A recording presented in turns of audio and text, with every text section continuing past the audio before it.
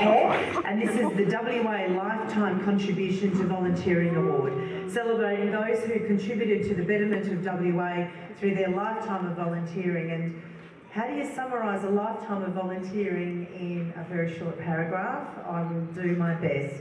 Our first finalist is someone I think is well known to a lot of you, Brother Ollie Pickett, AF. Ollie co-founded Wheelchair for Kids in 1996 to provide adjustable wheelchairs and occupational therapy expertise for children in developing countries.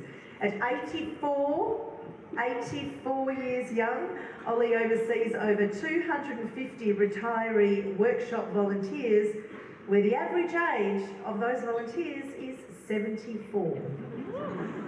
Our second finalist is Colin Longworth, who's dedicated 42 years of volunteering to Living Proud, an organisation supporting the LGBTQA plus SB community. Through his 4 decades of volunteering, Colin has helped make it possible for members of a stigmatised community to seek critical support and changing the lives of countless individuals.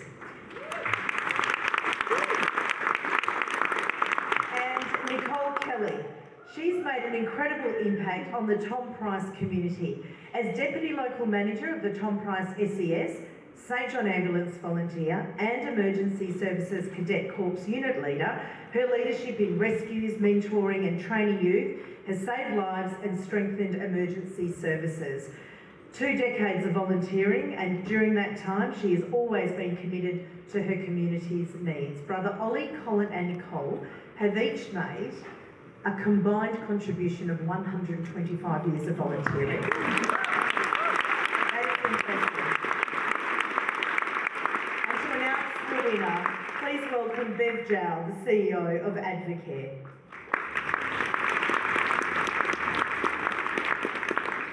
Thank you, Nkaya, and I'd like to start by acknowledging the traditional owners and pay my respects to elders past, present and emerging.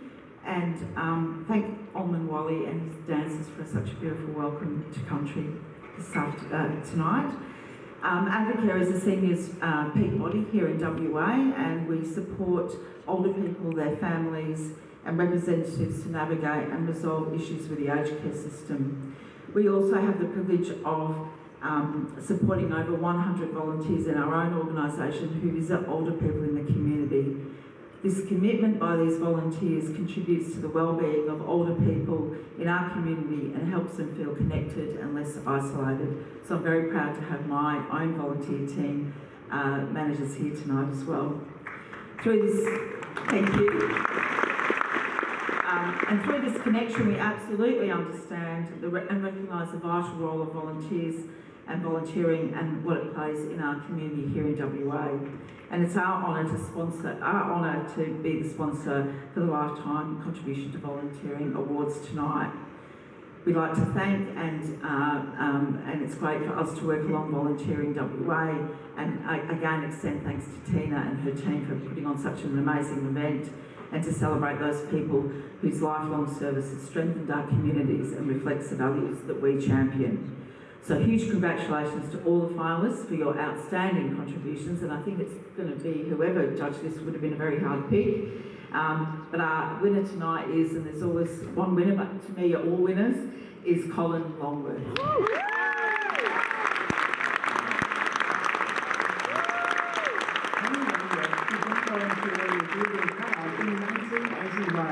Inspired by his own experience of coming out in the late 1970s, when homosexuality was illegal.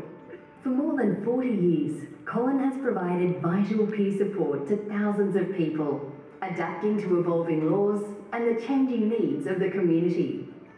From his peer work, his mentorship, his contributions to the board, Colin is an integral part of Living Proud's history.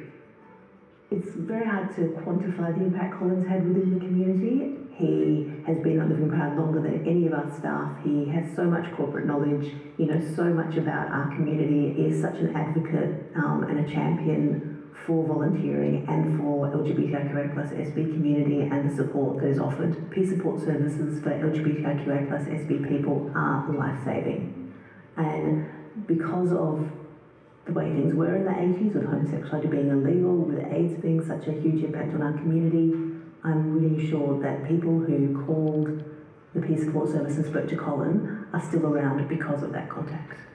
Congratulations, Colin. This is really well deserved for all the decades of volunteering and support that you've given to our community and to Living Proud. Congratulations.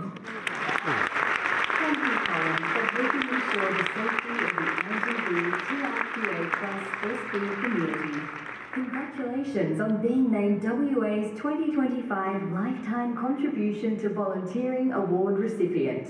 What a champion, Colin. Would you like to say a few words?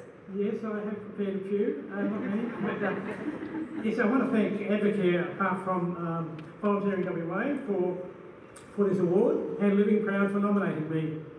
I also thank my partner, John, for his support of my volunteering over the decades. In accepting this award, I feel that I'm standing on the shoulders of others, like those people from the past working for gay and lesbian rights, like Jeff Haler, a major figure in the history of gay and lesbian rights in WA, and a fellow named Ken Whitten, who's, like Jeff Haler, passed away some years ago, but Ken was a volunteer who for many years volunteered like I did. And it was then known as the Homosexual Counselling Information Service when I started back then. Although not as significant as Rosa Parks in the US going to the back of the bus, or Vincent Lingiani leading a walk out of Aboriginal stockland at Waves Hill Station, I feel that I was doing my bit to make things easier for LGBTIQA+ people following in my metaphorical footsteps. Yeah, you can open the page, my next page. Yes, and I remember going down to a long time ago to that old rickety two-storey building at Fairway in Nedlands, with no idea many years later I'd still be a volunteer, with that volunteering leading to a significant change in my life, becoming a registered psychologist. I remember from my own experience how when I was coming out in the late 70s, there was virtually no out gay people, which is why it's still important for LGBTI people to come out, and it makes it easier for those who follow in our footsteps. While nowadays it's relatively common for people to be out as LGBTIQA+, it still requires the individual, as Dennis Altman wrote back in 1971, it means bucking the most basic and deep-seated norms of a society that sees itself as based exclusively on the heterosexual family structure. Some of you may recall the shock appearance in the fantasy scene in the 2018 film Love, Simon, where some of the other characters come out as straight to their respective parents. I'm in love with Nick, says a young female character, and the young man says, I like girls. And with the parents' shocked responses to the disclosure, you can look it up on YouTube if you're interested. Although it's easier now to be an out LGBTIQA+ person, this is still difficult for those who live or work in a religious or faith-based organisation, as they risk being legally sacked or expelled from school if they come out. This is despite repeated federal and state government assurances that these, what I call special rights, will be repealed. This is separate to the snake oil salesmen who will claim to be able to cure people of their homosexuality. Again, still legal in WA, although not the case in some other Australian states. I'm just about finished. As Dennis Altman wrote back in 1971, our gayness is not something like skin colour or sex or infirmity apparent to both us and others. We have to discover our homosexuality, and having discovered it, we have a wide range of options hardly open to others who are stigmatised as to how we should reveal our stigma. Organisations like what's now called Living Proud have from their inception relied on volunteers. People like me who, for whatever reason, seek to make things easier for others who follow in their footsteps. Over the years I've made many friends and met a number of people from a range of experiences who, for all their own reasons, seek to improve the lives of others. While Living Proud and Pure Like government funding to assist in providing this unique public service, these organisations would not be here if not for the decades of hundreds of volunteers who have volunteered over the time of the last almost 5 decades. Living Proud coming to its 50th birthday this year. In a similar way, we are acknowledging, and tonight this week, the many hours that volunteers provide across a wide spectrum of organisations and settings.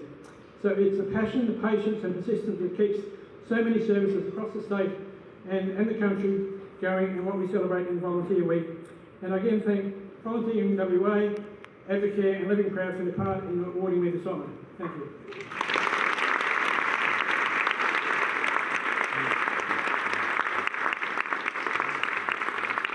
Congratulations again, Colin.